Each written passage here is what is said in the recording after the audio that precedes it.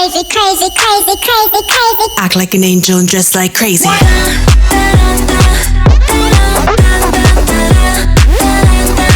like an angel and dress like crazy.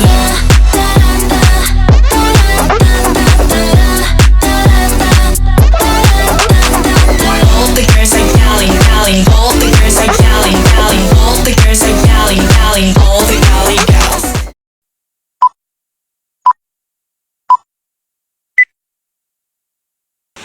Selamat datang di podcast Cyber Talks, tempat kita ngobrol santai tapi serius soal dunia cyber. Aku Nadifa bersama dua teman saya yaitu Rasifa Ayla dan Leika Zalfa akan memandu diskusi kita pada hari ini. Tema kita kali ini sangat penting, terutama di zaman serba digital ini, yaitu cybercrime dan cyber security. Kita bakal bahas dari dua sisi, bagaimana ancaman ini bisa terjadi dan langkah-langkah keamanan apa yang bisa diambil. Betul banget, dan kita nggak sendiri hari ini. Kita udah kedatangan 3 narasumber ahli yang akan berbagi pengalaman dan pengetahuan soal serangan cyber yang pernah terjadi, langkah-langkah pencegahan, serta pro kontra dari sisi keamanan cyber itu sendiri. Langsung aja kita perkenalkan narasumber kita yang pertama, ada Kadira. Halo semuanya, terima kasih udah mengundang aku. Aku Dira, seorang pakar keamanan cyber dengan lebih dari 10 tahun pengalaman, terutama fokus di infrastruktur kritis dan perlindungan data besar. Oke, selamat datang. Dan narasumber kedua kita ada Kak Nabila, seorang analis ancaman. Bisa perkenalkan diri, Kak? Halo semuanya, aku Nabila, bekerja sebagai analis ancaman cyber. Aku terlibat dalam berbagai riset tentang malware, ransomware, dan serangan DDoS. Aku juga sering membantu perusahaan mengidentifikasi ancaman sebelum mereka menyerang.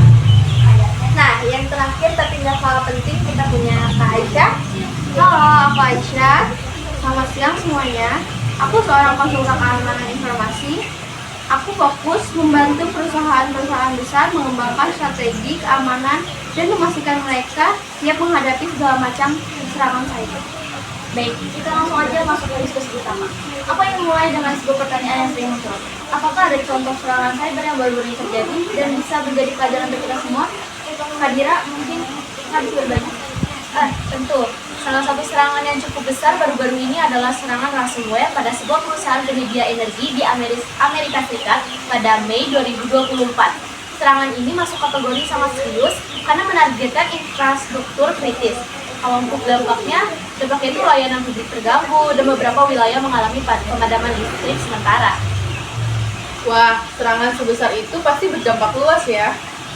Siapa saja yang terdampak dalam serangan itu, Kak? Nah, benar sekali. Perusahaan energi yang diserang ini melayani jutaan konsumen di berbagai kota besar.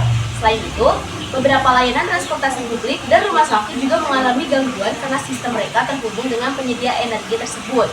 Nah, hal ini menjadi bukti bagaimana serangan cyber bisa mengganggu kehidupan sehari-hari masyarakat seperti kita. Kapan tepatnya serangan ini terjadi? Apakah ada tanda-tanda sebelum serangan atau langsung terjadi begitu saja, Kak? Kalau untuk serangan itu dimulai pada tanggal 2 Mei 2024 ya, dan berlangsung selama hampir seminggu. Sebenarnya juga ada tanda-tanda kecil sebelumnya seperti upaya penjebolan sistem yang terdeteksi beberapa hari sebelum serangan penuh terjadi. Tapi sayangnya perusahaan tuh nggak cukup cepat meresponnya. Di mana serangan ini paling banyak dirasakan? Apa hanya di sekitar Amerika Serikat atau berdampak juga di negara lain? Mayoritas serangannya memang terjadi di Amerika Serikat, khususnya di wilayah-wilayah yang bergantung pada layanan energi dari perusahaan tersebut. Namun karena perusahaan ini juga bekerja sama dengan beberapa jaringan internasional, beberapa negara di Eropa dan Asia yang terhubung dengan jaringan energi global turut merasakan dampaknya meskipun tidak sebesar di Amerika Serikat. Lalu, kenapa serangan ini bisa terjadi? Apakah memang ada kelemahan di sistem keamanan perusahaan tersebut? Ya, serangan ini tuh bisa terjadi karena beberapa faktor. Yang pertama, yaitu ada celah keamanan di sistem IoT yang digunakan oleh perusahaan ini. Banyak perangkat yang mereka gunakan ternyata belum diperbarui dengan patch keamanan terbaru. Selain itu juga, serangan ini juga memanfaatkan social engineering terhadap beberapa karyawan yang membuka jalan bagi peretas untuk masuk ke jaringan perusahaan. Social engineering seperti itu sendiri itu ya? Betul sekali. Mereka mengirimkan email yang tampaknya resmi kepada beberapa karyawan dan sayangnya ada yang tertipu dan memberikan akses ke sistem mereka. Dari sana, peretas bisa menyusup lebih dalam. Menarik. Lalu bagaimana serangan ini bisa dihentikan? Apa langkah-langkah yang diambil perusahaan untuk memulihkan situasi tersebut?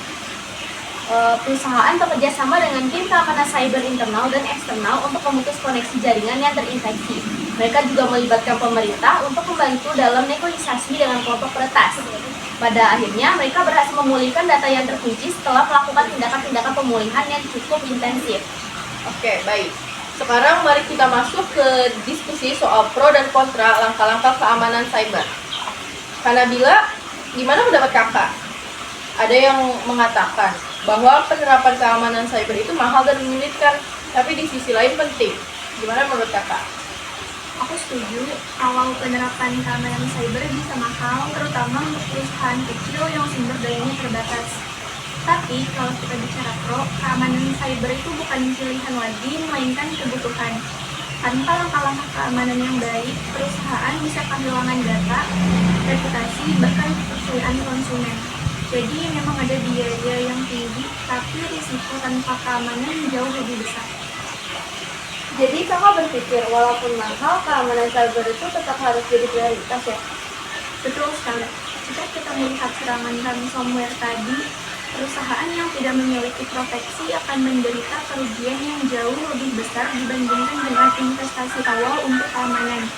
Selain itu, ada juga keharusan regulasi di beberapa industri yang memaksa perusahaan untuk menerapkan standar keamanan.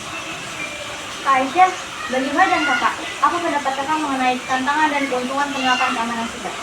Aku setuju sama Kak Nadila, tetapi aku ingin menyoroti aspek lainnya itu kenyamanan dan produktivitas. Beberapa langkah keamanan bisa terlalu ketat dan justru membuat karyawan kesulitan bekerja, terutama saat sistem harus melewati banyak verifikasi. Disinilah tantangannya, bagaimana menjaga keamanan tanpa mengorbankan kelancaran operasional. Jadi kuncinya adalah mencari keseimbangan ya? Iya, keseimbangan antara keamanan dan efisien. Contohnya, perusahaan bisa menggunakan metode seperti autentikasi, dua faktor yang lebih fleksibel, atau pembaruan otomatis untuk perangkat lunak, sehingga keamanan tetap terjaga tanpa mengganggu produktivitas. Baik, menarik sekali diskusi kita pada hari ini. Sebelum kita akhiri, aku ingin meminta setiap narasumber memberikan tips atau saran singkat untuk pendengar terkait keamanan cyber. Fadila, silakan. Saran aku sih sebenarnya sederhana banget ya. Selalu pastikan sistem dan perangkat lunak yang digunakan tetap up to date. Serangan cyber seringkali memanfaatkan celah keamanan dari perangkat yang tidak diperbarui. Aku setuju sama Kadira. Selain itu, gunakan kata sandi yang kuat dan berbeda untuk setiap akun yang kalian miliki. Jangan lupa untuk mengaktifkan autentikasi dua faktor, ini bisa sangat membantu. Terakhir dari aku, perusahaan sebaiknya melakukan penilaian risiko cyber secara berkala dan melatih karyawan tentang ancaman terbaru serta cara menangani. Oke, terima kasih banyak untuk narasumber kita hari ini atas penjelasannya. Semoga pendengar kita mendapatkan wawasan yang lebih dalam tentang cybercrime dan cybersecurity. Sampai jumpa di episode Cybertech selanjutnya. Bye-bye.